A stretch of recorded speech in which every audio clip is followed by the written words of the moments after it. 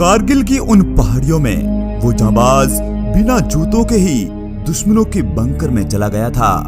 यह कहानी एक ऐसे ही नागा जांबाज की है।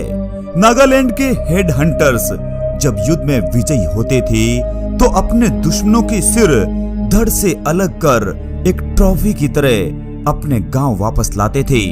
हेड हंटर्स के एक छोटे से कबीले के एक छोटे से घर में एक ऐसे शेर का जन्म हुआ था जिससे मुकाबला करने पर दुश्मन को भी फकर होता होगा। ये कहानी है निखेजाकू कैंगुरस की, जिन्हें उनकी पलटन नींबू साहब कहती थी।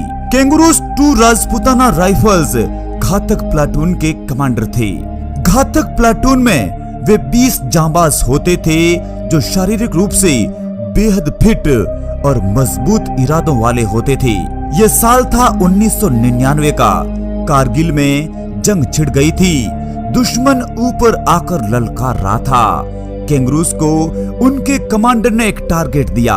यह टारगेट था 16,000 फीट ऊंची द्रास सेक्टर में एक पहाड़ी थी जिसे क्लेप ब्लैक रॉक नाम दिया गया था। इस पहाड़ी पर पाकिस्तान की एक मशीन गन वाली पोस्ट मौजूद थी जिसकी वजह से हमारी फौज को लगातार नुकसान हो रहा था। तभी उनके कमांडिंग ऑफिसर ने उन्हें टास्क दिया कि आप उस दुर्गम पहाड़ी पर जाकर उस मशीन गन को चुप करवाओ। असल में पाकिस्तानियों की यह पोस्ट पहाड़ों के बीचों बीच मौजूद थी जहां पर हमारी तोपों के निशाने सटीक नहीं जा रहे थे। द्रास सेक्टर दुनिया का दूसरे नंबर का सबसे ठंडा इलाका था। सर्दियों में तो यहाँ का तापमान -45 डिग्री तक चला जाता है। खून जमा देने वाली बर्फीली हवाएं और उन हवाओं ने पहाड़ियों को भी चाकू की तरह काट दिया था। धारदार पहाड़ियां, एकदम ऊंची खड़ी पहाड़ियां और ऊंचाई पर बैठे दुश्मन भारत को ललकार रहे थे। तभी 2 राजपूताना राइफल्स की घातक प्लाटून एक मिशन के लिए कूच करती है जिसका कमांडर कैंगुरुस को बनाया गया। अब सेना के जवान दुश्मन की जान लेने के लिए और खुद की जान देने के लिए तैयार थे।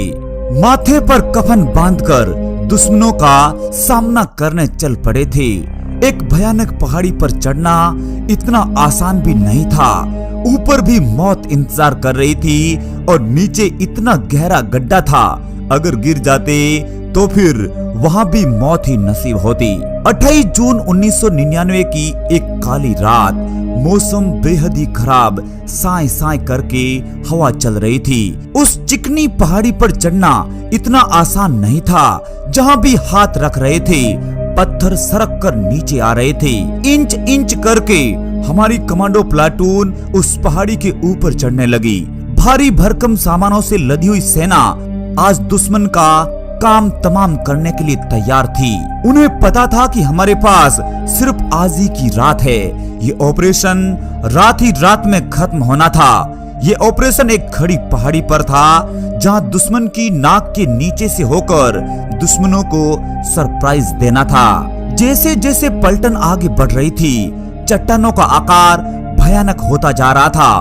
बर्फ से फिसलती इन चट्टानों पर ना तो हाथ काम कर रहे थे और ना ही पैर।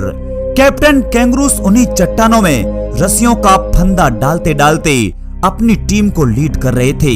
लेकिन अगले ही पल उनके लिए बेहद भयानक था। जैसे ही पत्थरों के सरकने की आवाज आई तो पाकिस्तानी आर्मी चौकन्ना हो गई थी और फिर उन्होंने अपनी मशीन गन से फायर खोल दिया था जिसका एक टुकड़ा कैप्टन कैंगुरुस के पेट में लग जाता है। कैप्टन की आंतें बाहर आ गई थी और खून बहने लगा था। कैप्टन अपने साथियों में नींबू साहब के नाम से चर्चित थे। तभी उनके एक साथी ने कहा, नींबू साहब, आपके पेट से खून बह रहा है। इस बहादुर का जवाब भी अजीब था। चिंता नहीं, आप अपने मिशन पर ध्यान दीजिए। मैं अपना बेल्ट जरा कसकर बांध लेता हूँ ताकि खून तो अपने आप ही रुक जाएगा। उस बहते हुए खून से कैप्टन को कोई फर्क ही नहीं पड़ा था। उसके बाद भी वे अपनी टीम का हौसला बढ़ाते रहे और लगातार उस खड़ी चट्टान पर चढ़ते रहे। टारगेट ये था कि पहले एक जांबाज को ऊपर चढ़कर रस्सी बांधनी थी और फिर उसी रस्सी के सहारे उस प्लाटून को भी ऊपर चढ़ना था। कैप्टन कैंगरूस ने आगे बढ़कर इस काम की जिम्मेदारी ली। एक कंधे पर रॉकेट लॉन्चर था तो दूसरे कंधे पर असॉल्ट राइफल्स।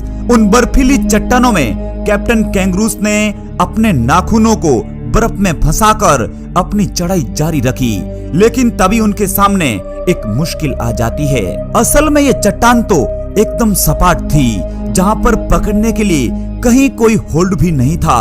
यह चोटी 16,000 फीट की ऊंचाई पर थी, ऊपर से बर्फ की भयानक फिसलन। फिर भी कैप्टन कैंगरूस ने आइस एक्स की मदद से किसी तरह उस रस्सी को फंसाया। एक रस्सी से लटकता हुआ हिंदुस्तानी जांबाज नीचे देखा तो एकदम गहरी खाई और ऊपर से पाकिस्तानी डटकर जमे हुए थे। ऐसे भयानक मंजर में भी उस जांबाज के पैर डगमगाए नहीं थे। वो लगातार ऊपर चढ़ने का प्रयास करते रहे, लेकिन तभी कैप्टन कैंगरूस के सामने एक बड़ी दिक्कत आ गई थी। असल में ऊपर चढ़ने के लिए पैर फंसाने के लिए कोई जगह उन्हें नहीं मिल रही थी, क्योंकि हर तरफ बर्फ ही बर्फ नजर आ रहा था। इस मुश्किल राह में भी उन्हें किसी आइडिया का इंतजार था, और फिर कैप्टन कैंगरूस ने वो किया जो आप और मैं सोच भी नहीं सकते। शायद कैंगरूस को अपने नागालैंड का वो गांव याद आया होगा, जब बचपन के दौर में अपने दोस्तों के साथ किसी चिकने पेड़ पर चढ़ने का प्रयास किया होगा। कैप्टन कैंगरूस ने उस सुन्न करने वाली ठंड में यानी -10 डिग्री टेम्परेचर पर अपने जूतों को निकालकर फेंक दिया। हार्ड कंपाने वाली उस ठंड में जीना मुश्किल हो रहा था, और ऊपर से ऑक्सीजन लेवल अपने सबसे निचले स्तर पर था।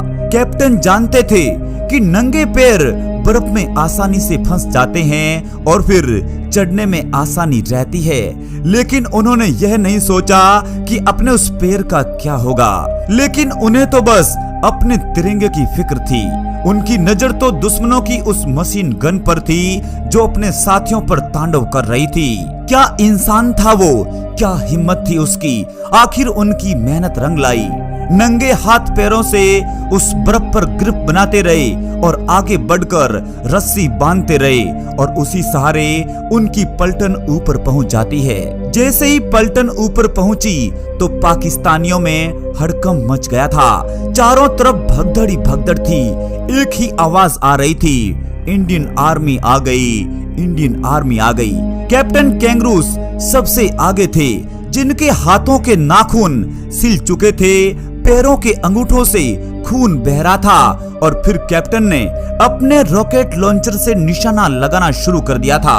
एक नहीं, दुश्मनों के 7 बंकरों को उजाड़ कर रख दिया था। इस दौरान कोई गोली कैप्टन का सीना चीर रही थी तो कोई उनके कंधे को भेद रही थी।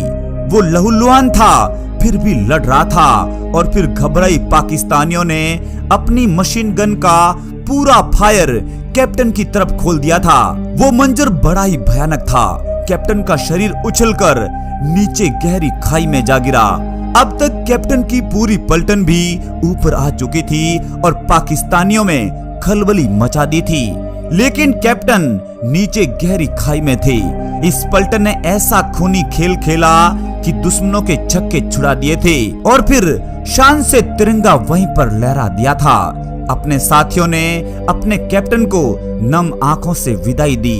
यह सब उन्हीं की बदौलत था। इस बहादुरी के लिए कैप्टन कैंगरूस को महावीर चक्र प्रदान किया था। इस बहादुर जांबाज के लिए 10,000 लाइक्स भी कम पड़ेंगे। जय हिंद, वंदे मातरम।